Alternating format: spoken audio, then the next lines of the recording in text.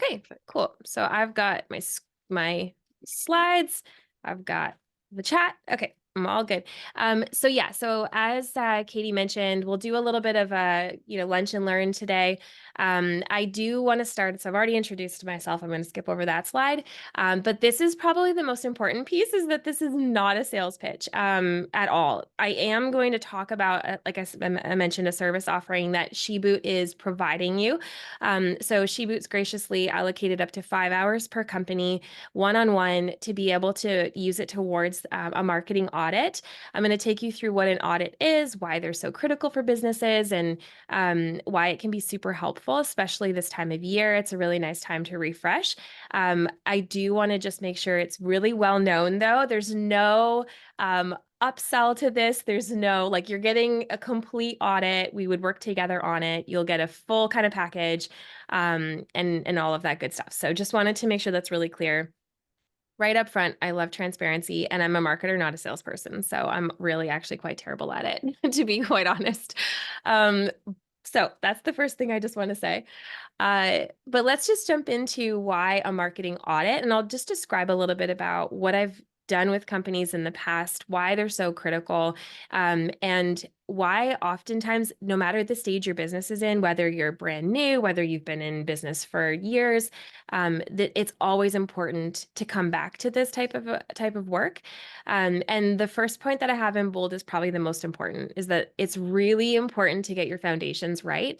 And when I work with businesses, again, of all types and sizes, it's not it's not surprising to me anymore, but I guess it still is a little surprising, how many things are maybe still requiring a few tweaks, or maybe there's, some areas of improvement that are just not necessarily being focused on, in favor of maybe some of the bright, shiny objects, I like to call them. So if we think about marketing as a whole, a lot of times we focus on things like tactics and new channels and, that kind of thing.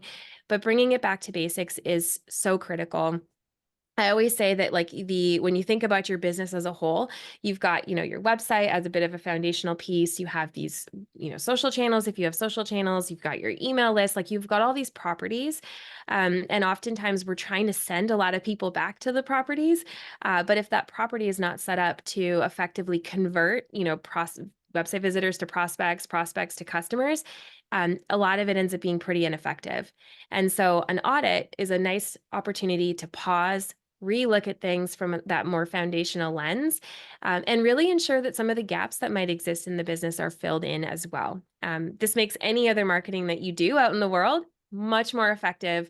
And so I'm pretty bullish on my love of foundations. And again, if you've ever attended a workshop, you know that I'm not about like the sexy, tactics all the time, until we make sure that those foundations are right. And then once the foundation's good, perfect. Now we can go out and experiment and try all kinds of new things. But that's why this is so important. So I've probably done, oh gosh, probably well over 100 of these audits for businesses. I have a similar framework that I take businesses through with the audit, but honestly, the findings that come out of this work are always so different. I've had so many things uncovered. In fact, one company I did it with, I ended up flagging that their primary sign up form for their entire product was broken. They had no idea. And they'd never tested it, because when you have it set up and you're focused on, so many other activities, it's just something that can get, overlooked. And then if it's overlooked, it goes unnoticed for a while, and that can have a lot of impact. So I'm going to kind of talk through some of the areas that the audit covers. Again, we've already talked about that in terms of it doesn't necessarily you don't need to be in business for years and years to benefit from this, but if you are, you will also benefit. I usually work with companies who, at the bare minimum, have an established website of some sort, who have social presence, have a product or service in market or close to being in market. I can also work with those individuals through an audit process, because sometimes they're, generating a wait list, or they're doing some lead gen and they want that to be impactful. And then I also usually prefer to work with people who understand, at least to some degree, who they serve, so who the customer is, even if you're still trying to figure out product market fit or customer fit. As long as it's somewhat defined, it does make the process a little bit easier as well. Okay, so this is how the audit works. Fear not, the entire time we're going to chat today is not just to explain the audit.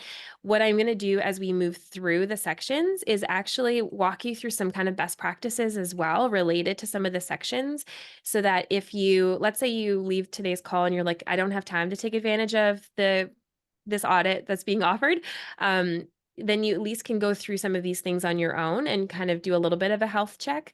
But again, if you have the time to take advantage of the 5 hours, I mean, by all means, it's going to give you a wealth of information that you can use in the business. But if not, today's session will really still support you in terms of thinking through some of those things. So we always start with a kickoff and discovery call. It's 1 hour. I run you through a set of questions, learn as much as I can about the business as fast as I can. I will ask you for access to certain things. The access will be limited, basically a need to know basis sort of access. That's just to allow me to dig into some of your website analytics or your social platform analytics or whatever is sort of set up and relevant for your business. And then we'll dig into the areas, which I'll cover in a moment. And then at the end, we have another call where I take you through all the findings and opportunities. Usually it's delivered in I build it in a deck format, but I can give it to you as a PDF. And it is, I would say on average, anywhere from 50 to 150 slides, depending on the complexity of the business. And includes screenshots and, descriptions and actionable items and recommendations and all that good stuff. So it's pretty comprehensive. In 5 hours, obviously we have to right size it. If I work with a company on this separately, we have much more time. So in 5 hours, I do right size it, but fear not, there is not a value loss here. You still get a lot included. Okay, so we already talked about this. I'm not going to spend time on some of the templates that you've already talked about, but I'll basically, like I said, information gathering is kind of the whole first part of that process. Then when you get the report and the findings, this is going to be the first area that I start with. So website and SEO.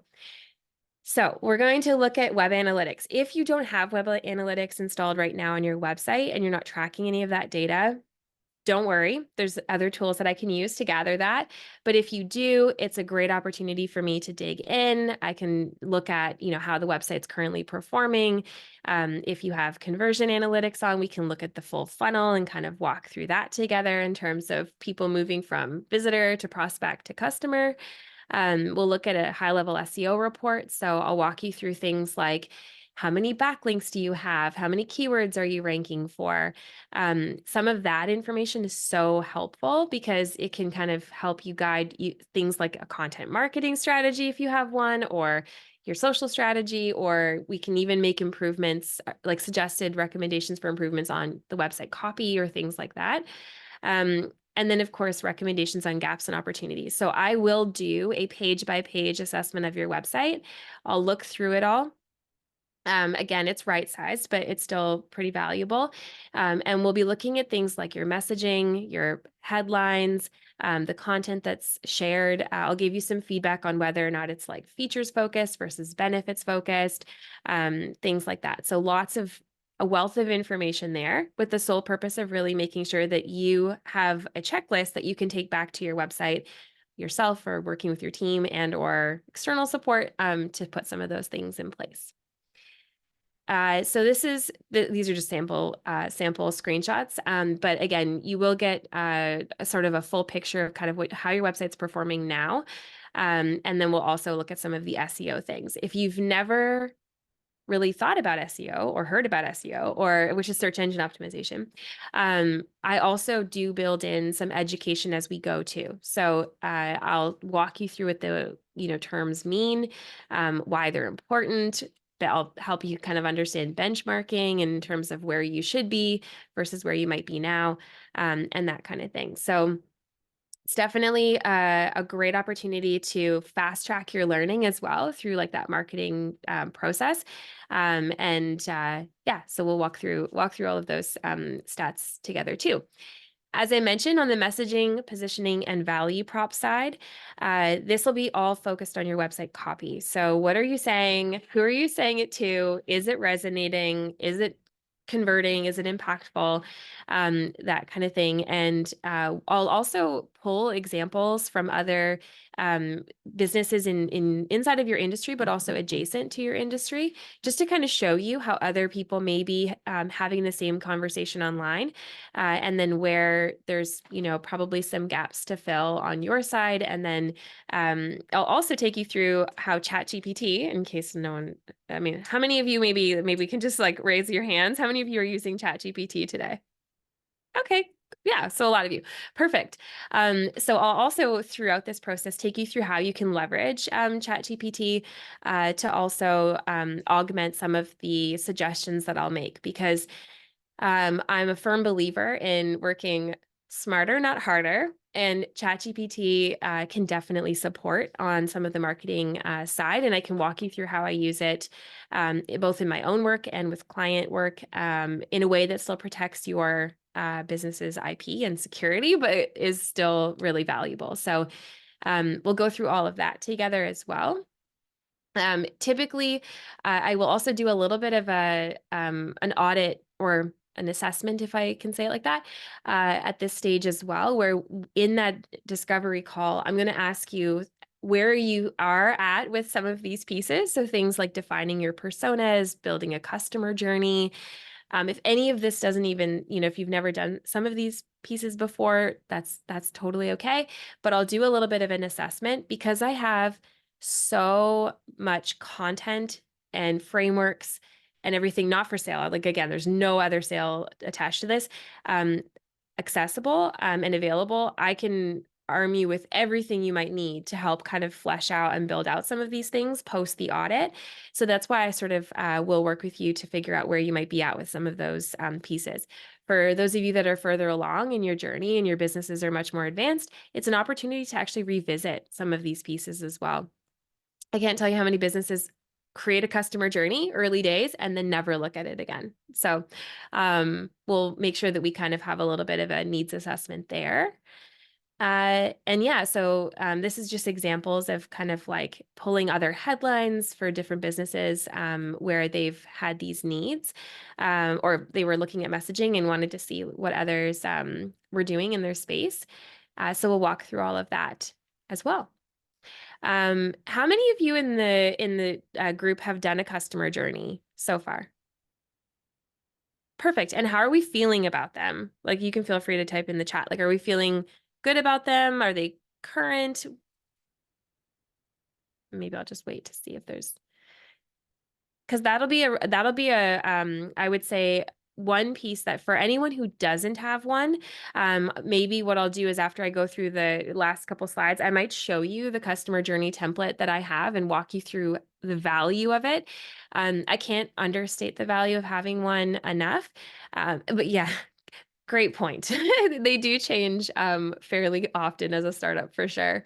But yeah, so maybe I'll take you through my Miro board template after I get through the slides, and I'll just kind of show you the template that I have that I'll provide, to anyone who's doing the audit process, and then walk you through why it's so valuable. So if anyone hasn't filled one out, or maybe you have, but you haven't done it in this particular way, maybe we'll dig a little deeper on the value of a customer journey, because I do think it's really important.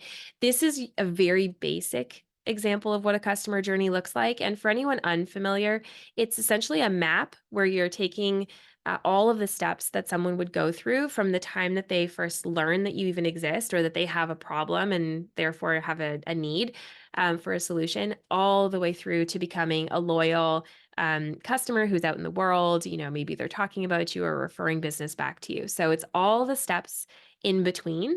And the reason that you would map this out and why it's so important is because this isn't just a marketing tool. This is actually a full company-wide tool, but it really allows you to understand where your weak points are across the business and what needs to be put in place in order to ensure that the prospect is moving from prospect to, as becoming a lead, or a sales prospect from a lead to maybe it's a free trial, again, depending on your business setup, free trial and or at least a demo or something like that, and then moving into being a customer. So once you map all of these pieces out, Not only does it give you that clarity, but then you can also map it to internal touch points that you might have in your business. You can identify which team within your business is responsible for that. If you're still a smaller business without a team, you're probably responsible for the entire journey, and that's okay too.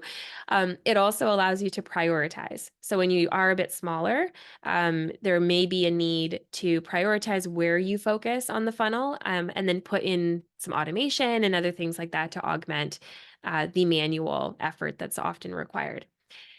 All that to say, this is a tool that until you really go through the process, and it seems like some of you have, and really leverage it as a tool in the business, it can often feel like something that you don't even know is missing until you have it. And then once you have it, it starts to really kind of shape up that picture. So all that to say, in the audit process, we do walk through this together, the customer journey.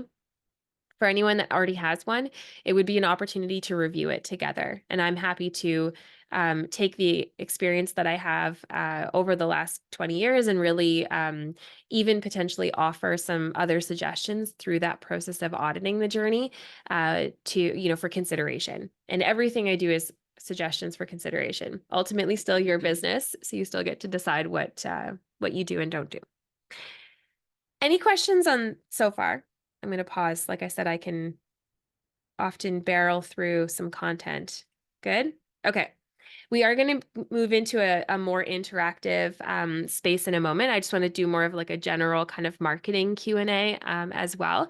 But just a couple more slides to cover. So on the content, social media, and inbound strategies portion of the audit, this is really looking at, it's there, but it's looking at any content strategy you might have in place right now. If you don't have one, it will be identifying what are the low-hanging fruit,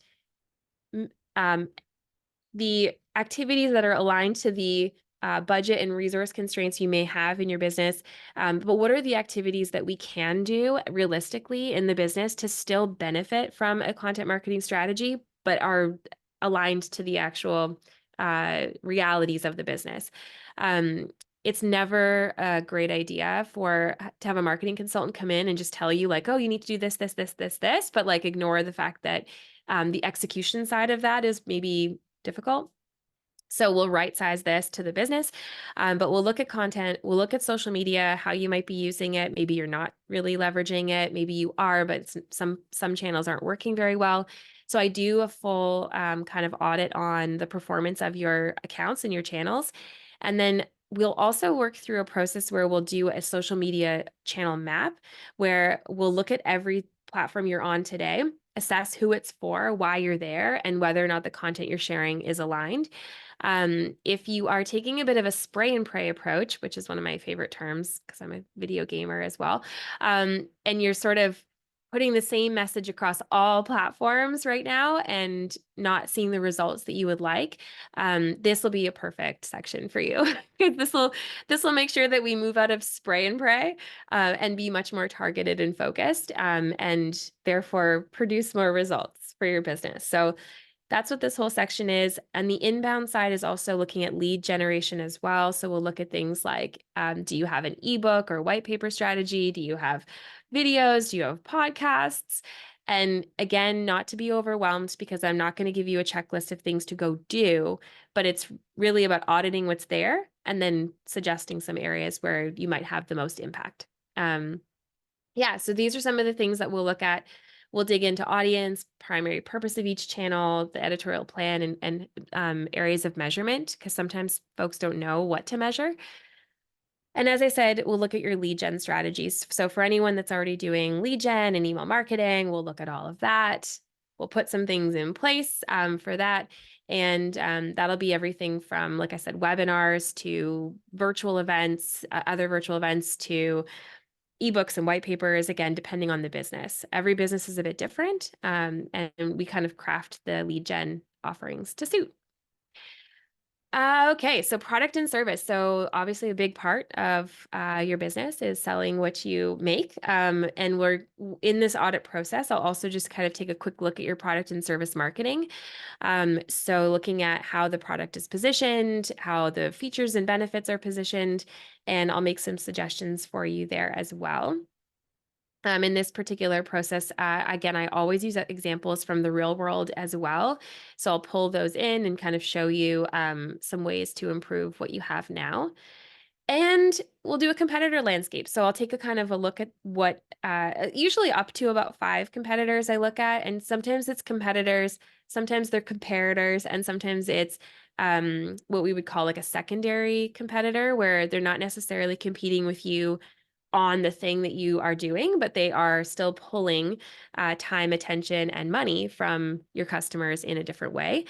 So we'll look at that. And usually in this particular section, I'll give you a little bit of a rundown on what they're currently focused on, what their value proposition is, some headlines that they're using. And then I'll also look at the platforms that they're using, how they're using them, and make some notes in terms of like where the success seems to come from. Again, just so we can assess if it's a place that you're not and you should be, or if it's more of a distraction for you at that time. Okay, and then as I mentioned, key findings call. So really we jump on a call after the fact. We go through all the findings. I help you prioritize them in terms of, what's actually feasible in the business and what's not. And then ultimately you take that deck away and you can go put it in place with your team or augment it with additional support. Or if you're just sort of like, this has been great information, but can't take advantage of it right now, that's also fine. Although, I mean, obviously there will be in the high pry items, I might flag some things for immediate that you may want to look at immediately. But there will be a loose roadmap suggested for you to kind of follow. Yeah, so that's kind of the audit. From a commitment perspective, I just asked that the founders set aside 2 hours. So one for that kickoff call, one for the findings call, and then you just need to give me access, as I mentioned, to certain things. But we keep it really like, again, need to know and read only access to certain analytics sections. So I keep it pretty light. And then any documentation that you have is also helpful to get in advance as well. And if it sounds like that's all too good to be true in 5 hours of time, I have done a lot of these now. So it means that I can typically come into a business, look at things pretty quickly. And, there's a lot of, I would say, patterns that show up in businesses as well around their marketing. And yeah, so there's a lot of value in these reports for sure. And it's a process I just love. So um, yeah, I'll run through process and then we'll open the rest of the time just for kind of open questions. I know some of you, I'm sure, are working on your marketing now, and we can talk about anything. But from an audit perspective, they will be booked on a first request, first booked basis. As mentioned, SheBoot's providing the 5 hours of time. We do need to have them wrapped up by the end of March. And so ideally, I would be booking them within the next 2 weeks would be great, just to make sure that we have enough time to schedule them accordingly. And I obviously need time to do the work. So yeah, ideally, if we're scheduling them in the next 2 weeks, then it'll give me the runway and then we can have the calls booked and wrapped up by the end of March.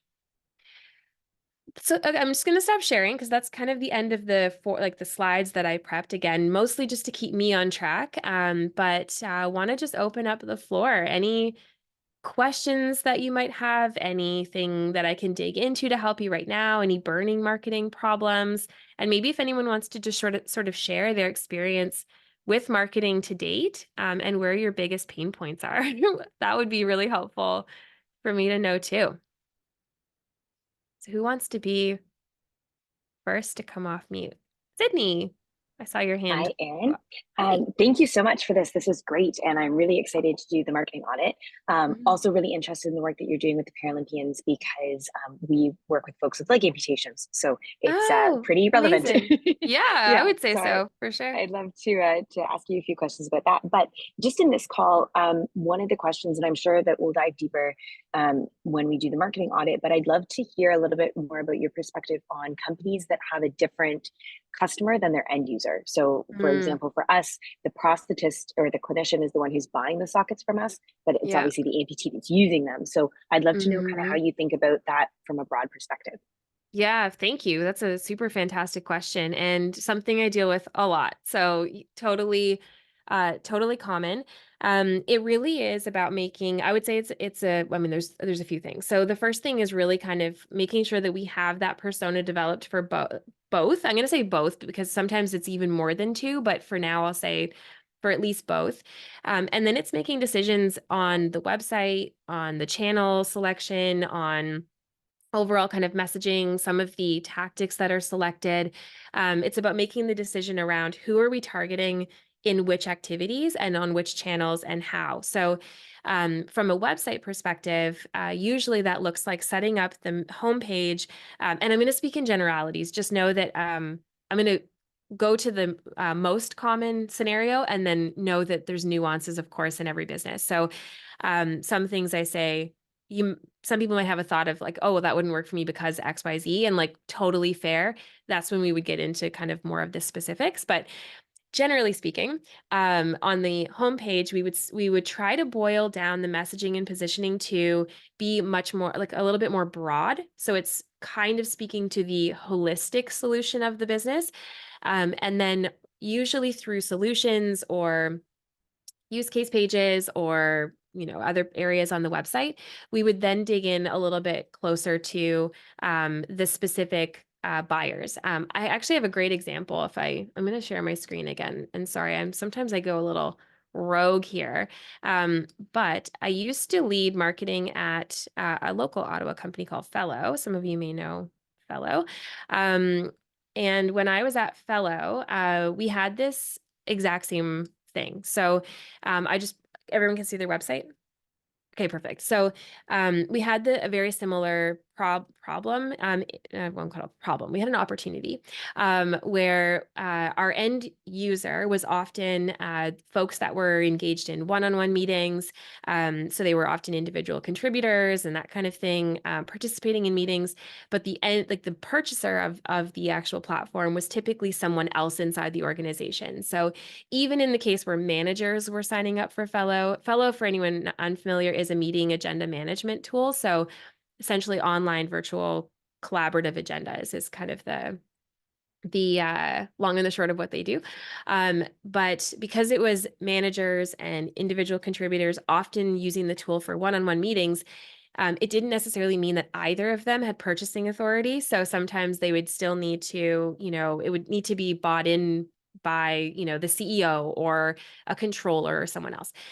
And in any case, what we did is we made this homepage very, I would say, very broad in terms of it kind of speaks to meetings in general. It speaks to the benefits of doing meetings in general. But then when you get into things like the solutions area, you can see that we then began to drill down into a few different areas. So Fellow for organizations versus Fellow for solopreneurs, Fellow for teams, and then we even further kind of went into some of our personas and talked about Fellow for these types of these different types of teams. The other thing we realized is that the use case was often different. So whereas some people were using it for one-on-ones, others were using it for team meetings, et cetera. So that's where we built out these like individual use case pages. The base messaging is often the same in terms of like the product offering, the features and benefits. Take that back. Benefits, no. Features, yes.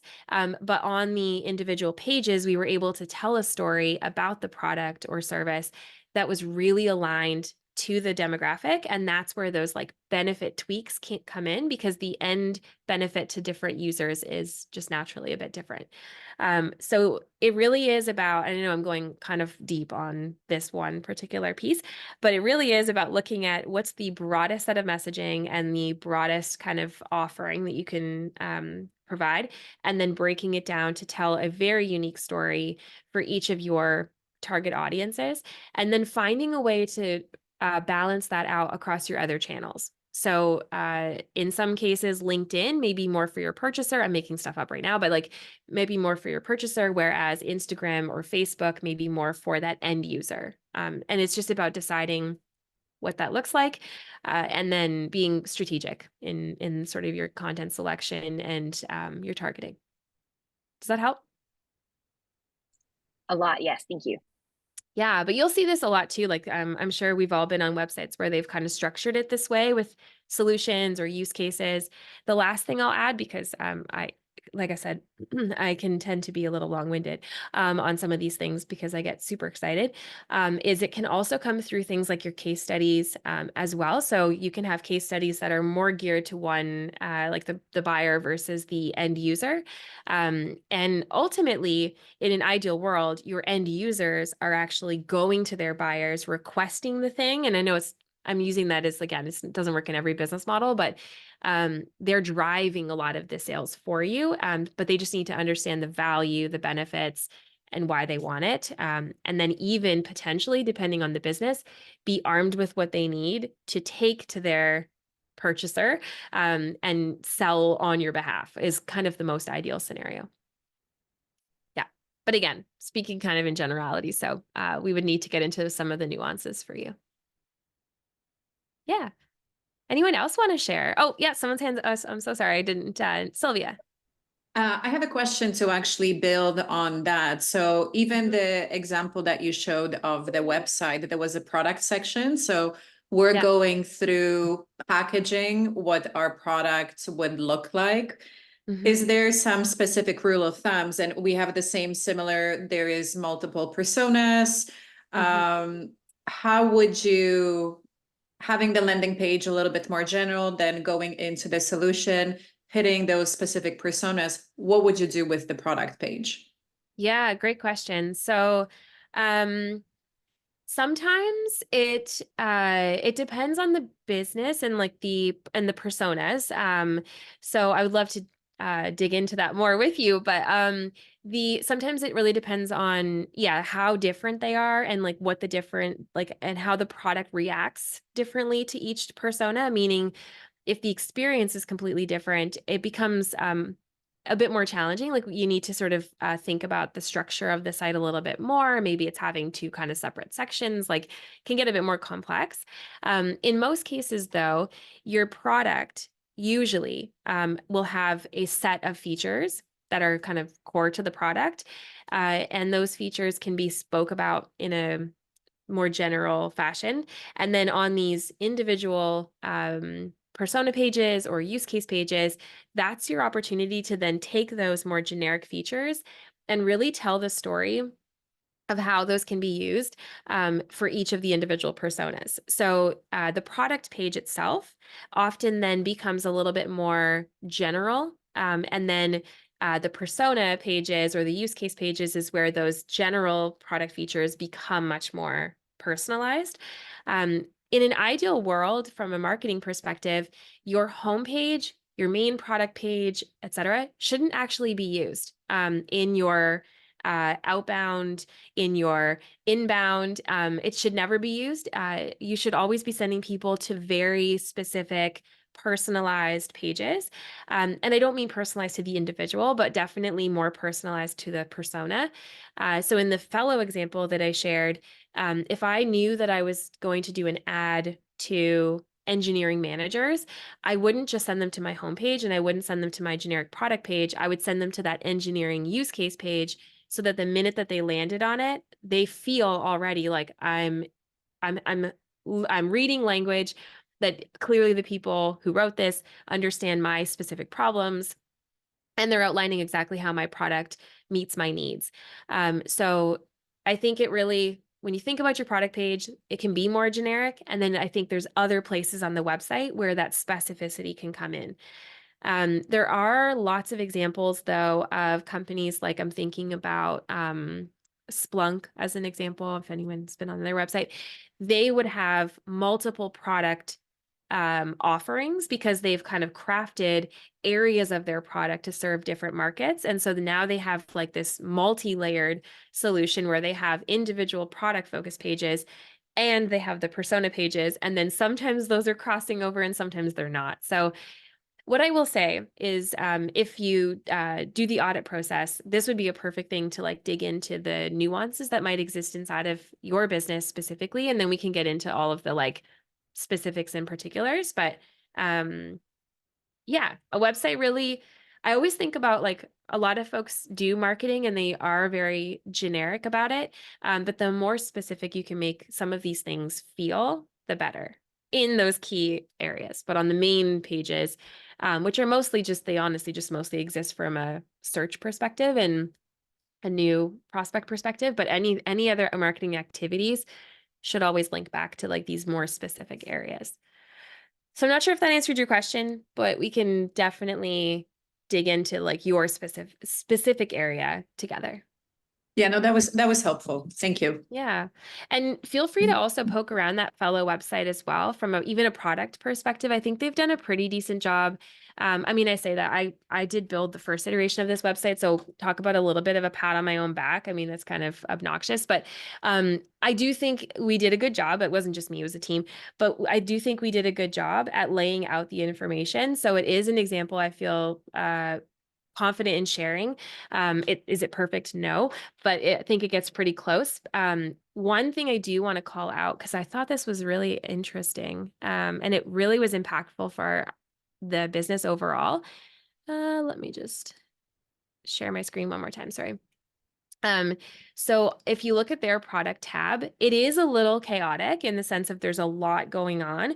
But I want to just show you something that they did with their product that ended up making it so much easier for us to sell Fellow into like organizations and with individuals.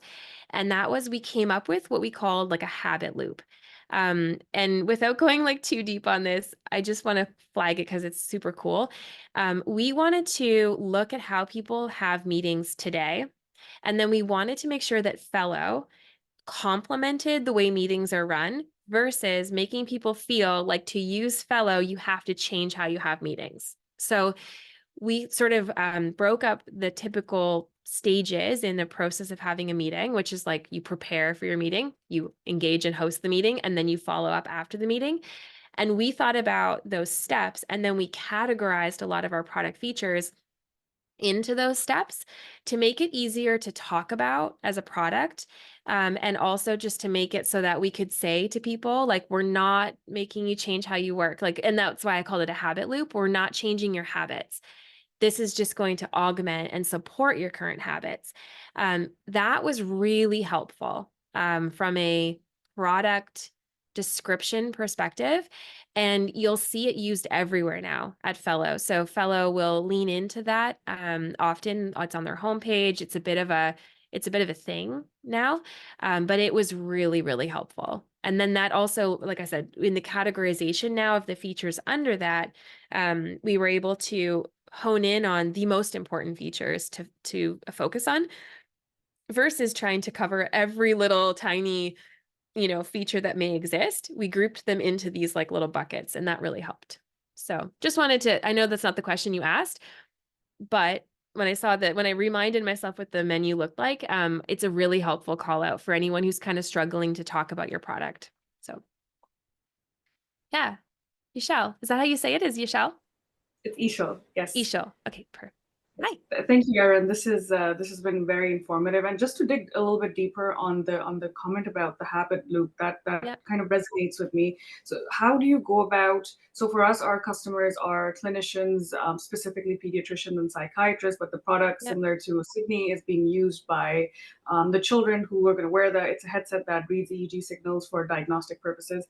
In Yep. terms of defining that habit loop, would I just do a customer journey or buyer persona, or would I sit at these clinics and then try to figure out what their entire interaction looks like? Can you just speak a little bit more about how you go about identifying what you're going to be positioning in terms of the habit loop and what you're going to Yep. be using in terms of your website?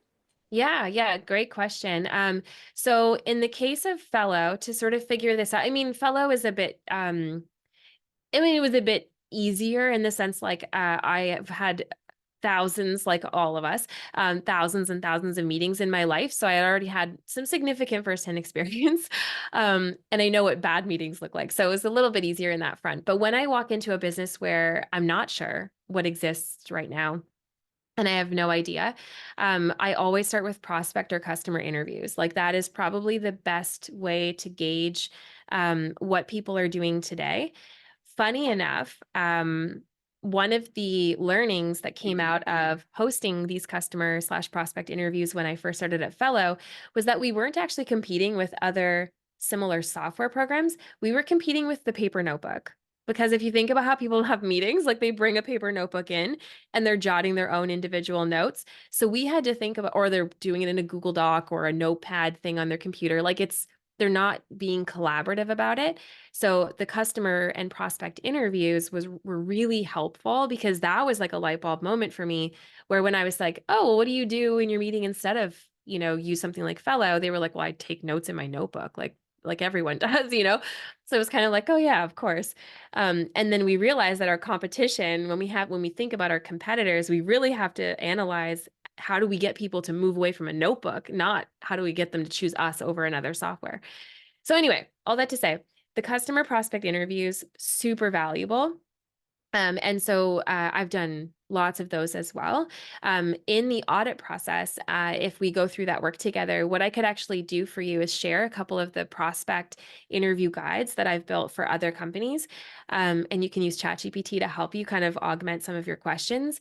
But in that process, literally, it's just finding some folks that you can reach out to. Maybe you already have them in your network. Maybe you can ask, your network to refer people, but finding people who'd be willing to talk to you for 15, 20, 30 minutes.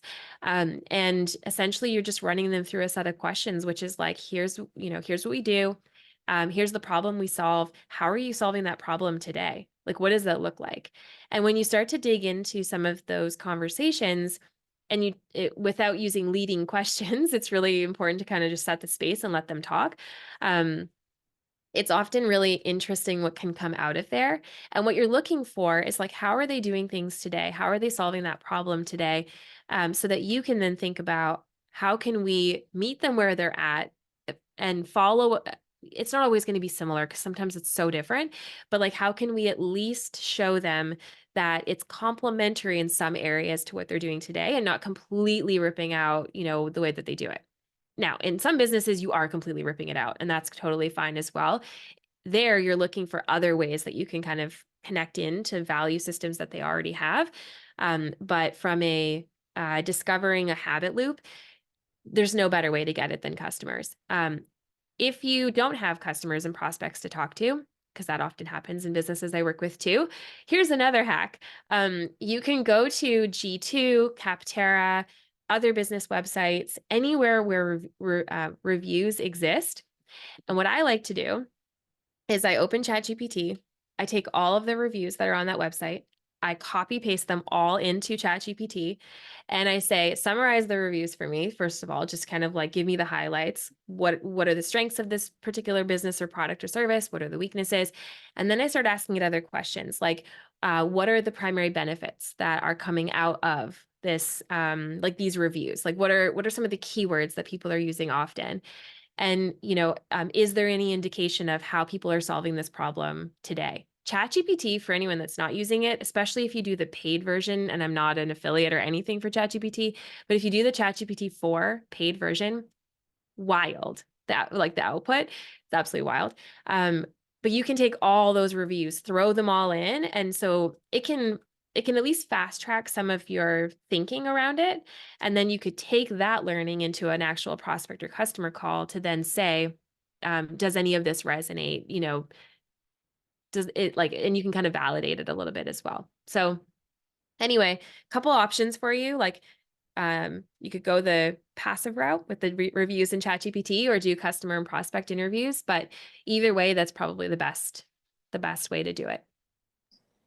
Thank you. That's really helpful. Yeah, no worries. Can I add something, Erin, just on ChatGPT? I am a believer as well. There's huge benefits you can get from ChatGPT. Be careful what you put in, because you're feeding the monster. Yes. And you should think about what is proprietary to you within the company, and not let that get into the system. Yes. And even consider, if you have employees, starting your own ChatGPT policy about yes, what. great call out. Yeah. Anyways. Yeah. Thanks. Yeah. I always say that, so when I copy paste anything into ChatGPT, my rule of thumb is it's got to be public on a website already. So meaning, like, I'll pull reviews that already exist on a website, I'll, do whatever, as long as it's public, that's what I'll feed that into ChatGPT, and just like feeding it is like copy paste, or like they now have an upload function. But the upload function is kind of dangerous because that means it's maybe not public. But yeah, my rule of thumb on that is like, unless it's public, it doesn't go in there, because to Julia's point, like you're feeding the algorithm and that data is living in a repository forevermore. So yes, helpful, but don't send it anything you don't want to live in there forever. Hi, Sophia. Hi, Erin. Looking forward to our meeting tomorrow. Yeah, me too. The question that I had was more about resources, and I'm thinking specifically about our website and trying to revamp it, and considering whether you have any thoughts about, outsourcing or building like that capacity in the team in terms of marketing content. Like, it's just a lot of there is a lot of things that go into building that website. If you have any general thoughts about that. Yeah. So absolutely. Just for everyone's sake, I've worked in businesses where I've been a team of one, no budget, no resources outside of me. I've also worked in larger teams. So fully aware of the budget resource constraints, especially in kind of startup scale up mode. There's lots of options though for you. So, when we think about things like website, there are, I would say, at least a good 3 to 4 solid options in terms of the direction you can go with your website, even just from a CMS, which is the content management system for anyone not unfamiliar. Even from thinking about CMS selection, so picking something that's a bit more drag drop, that's got some like really great templates already pre-built, some things, some considerations there. When we think about outsourcing and delegation, I'm all about like ruthless prioritization, because you can't do it all. You have to make really clear decisions about where to spend your time. And sometimes I might have a founder say like, I want to redo my entire website, and I'll look at it and I'll be like, you know what? I don't think we need a redo. We just need to tweak a couple little things here and there. Test to see if that improves your conversions. If it does, amazing. If it doesn't, then let's revisit that next step. So sometimes it's also about like really analyzing, is it needed right now, or can we wait? And is there other things we can do? On websites as well, one of the things that I've often done is, instead of rebuilding the whole website, we'll often use like a landing page builder, or stand up a couple landing pages that we can use in our ads or in some of our more targeted marketing. Again, allows us to test things like messaging, look and feel, etc., with less of a commitment. So lots of options there. But when it actually comes to the outsourcing piece, I think if all the other things align, meaning you go through all those other steps and you're like, no, we absolutely do need a rebuild. Even there, you have lots of options. There are low-cost providers who do a great job. I work with many of them. There are really expensive firms that, I have thoughts, but I'll save them on how much you really should invest in your website. But we can talk about that. But we also can talk about, does it make sense to hire someone who may have some of those skill sets and have other skill sets where it can, offset other areas of the business, if your website, through the process of looking at everything, is deemed to be the primary driver of, your sales and conversions. For some people it is, and some people it's actually outbound sales. So the website's more of like a nice to have, but not necessarily like the most critical. So anyway, lots of factors to consider for sure, but lots of options too. And I think sometimes we think it's only the most, like it's going to just cost us a lot of money to go in one direction, whereas sometimes there's some stop gaps we can put in place first to really make sure it's required. But yeah, Thank you. we can chat about it tomorrow. Yeah. But yeah, so Katie, I know we're just 1 minute out, so maybe I'll hand the call back to you and let everyone know my email's on the slides, which I'll send to Katie to send out. So feel free to reach out. And if you have other questions unrelated to the audit, let me know. Happy to answer as well. Yeah, wonderful. Thank you so much, Erin. Love how on time you are. And I appreciate getting so excited and wanting to share an overload of information. It's very clear that you're just hoping to add as much value for each of the founders as possible.